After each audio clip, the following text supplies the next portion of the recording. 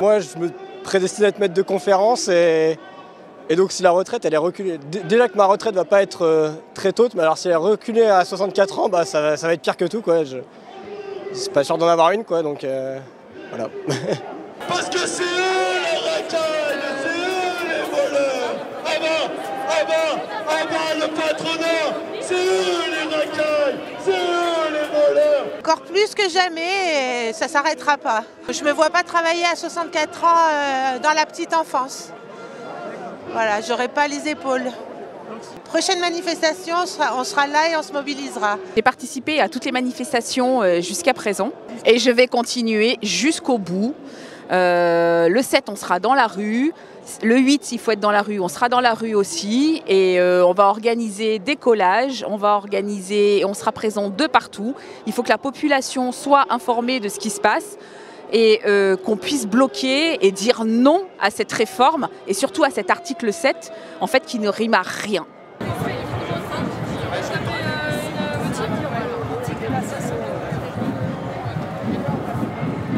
Eh ben, j'ai participé à toutes les manifestations depuis le début et oui, forcément, on se sent bien impliqué dans cette mobilisation. Tous concernés, quoi.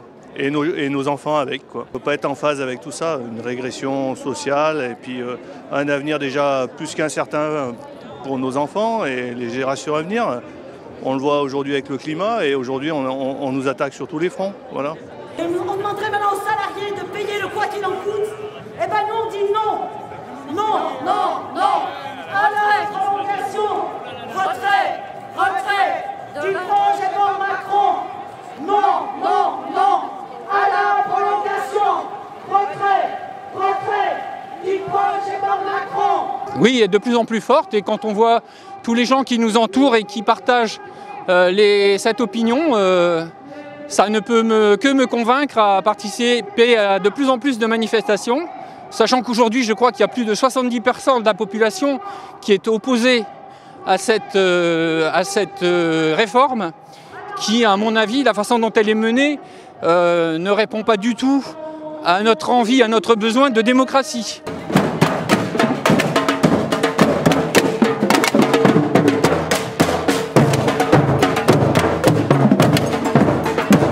Pour le 7 mars, l'objectif, ça va être de réussir à construire une situation et alimenter un rapport de force pour réussir à faire plier le gouvernement, mais aussi le patronat. Parce que nous savons que ce gouvernement est le fondé de pouvoir, je vais dire, du grand capital et du patronat.